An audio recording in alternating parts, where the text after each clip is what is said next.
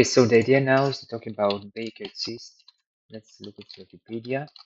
And Baker's cyst is a fluid-filled cyst in the posterior part of the knee.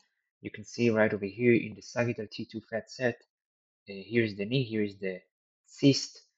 And when I say here is the cyst, you need to understand where is it exactly anatomically. Usually it is between two parts of muscles. One is the semimembranosus and the other one is the medial head of the gastrocnemius. If you look closely, you will see the medial head of the gastrocnemius, medial head of gastrocnemius on MRI. So you can see it right over.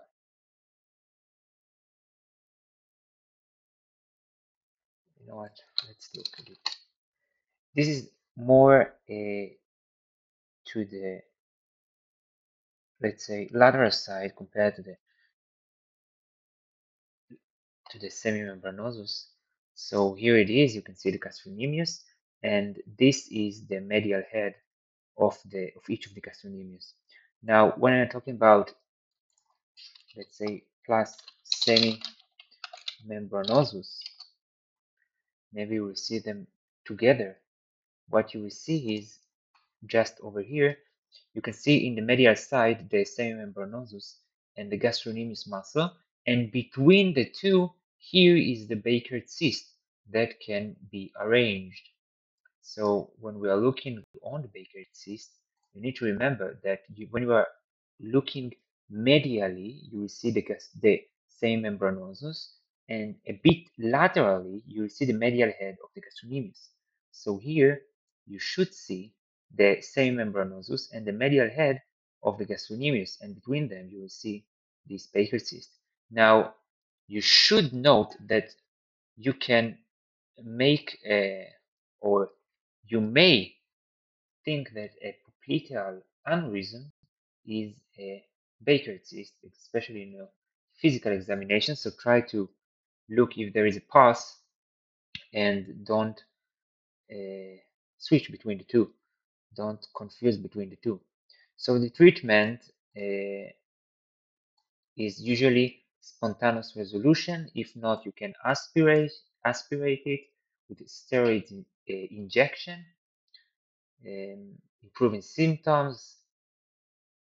You can do surgical excision if nothing else is working.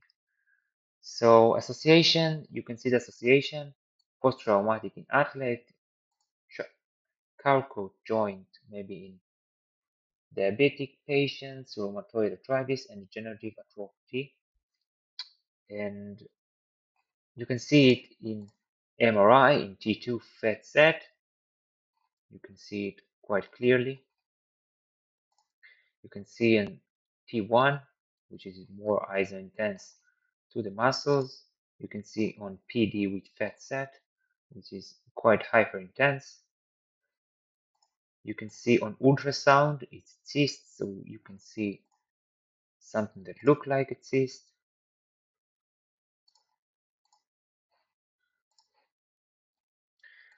What other modalities?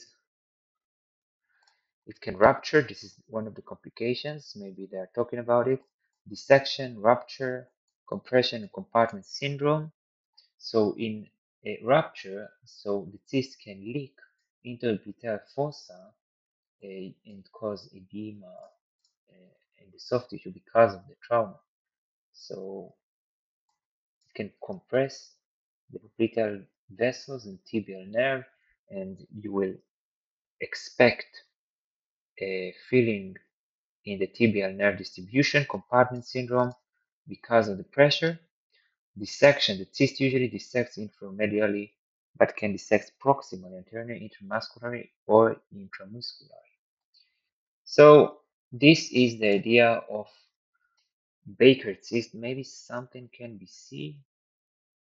Popliteal artery aneurysm, it's in the differential diagnosis. Maybe this one over here, quite hard to see. You can see on oblique, hard to see, but this is one of the important differential diagnosis.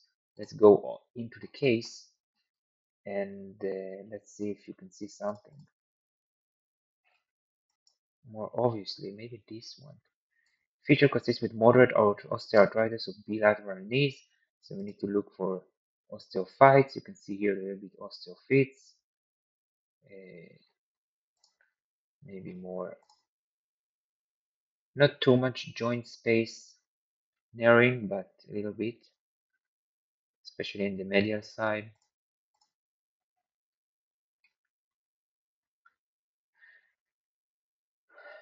This is just big compartment osteoarthritis, and we said that there is association between Baker cyst and osteoarthritis, but here we are talking again about popliteal artery aneurysm, which is a very important differential diagnosis for Baker cyst. No reactive bursitis, no crude bone lesion, incidental curvilinear classification within the popliteal fossa bilaterally. Here it is. Those are the classifications you can see. And when we are doing ultrasound, you can see this popliteal artery with its blood flows in Doppler.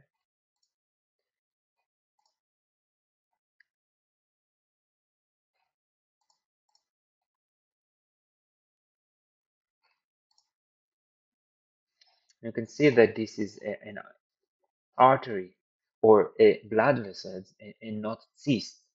Ultrasound confirmed bilateral small popliteal artery aneurysm with a significant molar thrombus and reduced luminal caliber, especially right-sided. Maybe they're talking about this thrombus. Because when we're talking about molar thrombus on ultrasound, what you can see is there is two parts, and the more isoechoic part or the more hyperechoic part is not a true lumen, it's the molar thrombus.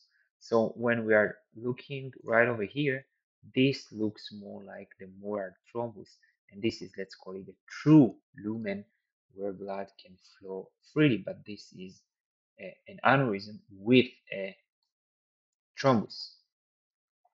So osteoarthritis can explain the patient's pain. The finding of bilateral popliteal artery aneurysm further explain the claudication being experienced on exertion with likely compromised blood supply to the lower limbs due to peripheral vascular disease and the popliteal artery aneurysm. Differential diagnosis of popliteal fossa classification includes a popliteal artery aneurysm, calcified popliteal fossa cyst, which is a Baker cyst, and a whole host of benign and malignant osseous and soft tissue neoplastic lesions. Affecting inflammatory disorder, congenital and post-traumatic abnormalities need to be considered too. So this was about differential diagnosis for Baker cyst, which is a popliteal artery aneurysm. Don't forget it. Very important differential.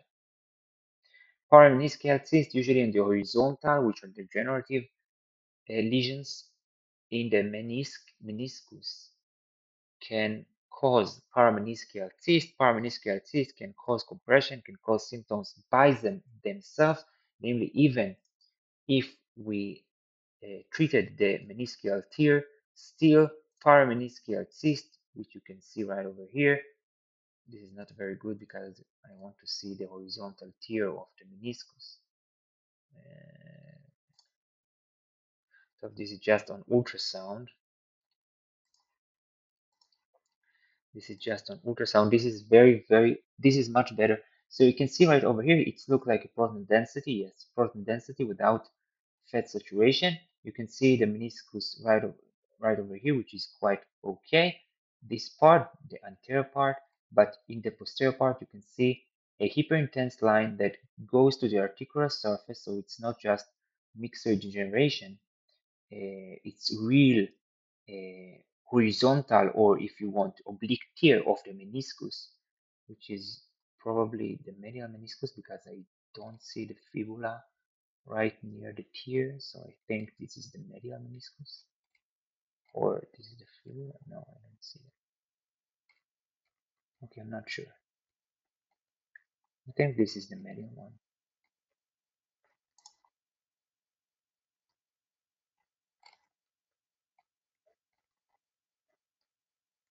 Here is the fibula. So no, you can see here. You can't really see here this is the cyst, parameniscal cyst, but it's hard to see it's probably the lateral meniscus, I think. No, it's the medial meniscus. Yeah, I think that it's medial meniscus, oblique with its parameniscal cyst, because the fluid from the joint throughout the meniscal tear, oblique or horizontal if you want, go throughout the joint to the parameniscal area and creates this parameniscal cyst that, remember, may cause symptoms even after you treated the meniscal tear. What we can see over here, not too much, you can see the PCA right over here. There is no double PCA sign, so there is no bucket handle or something.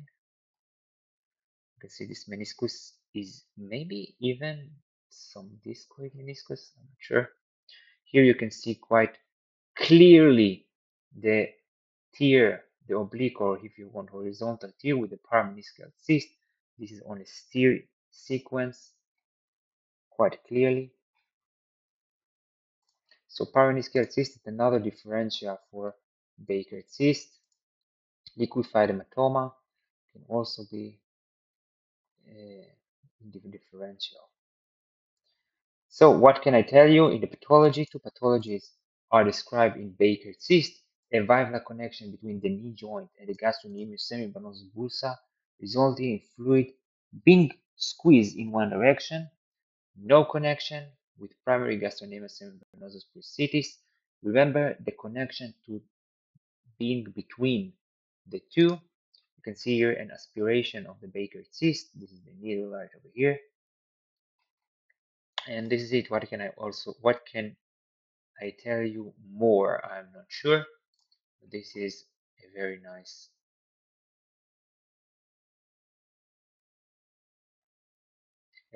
examples of Baker cyst and its manifestations. Okay, thank you very much.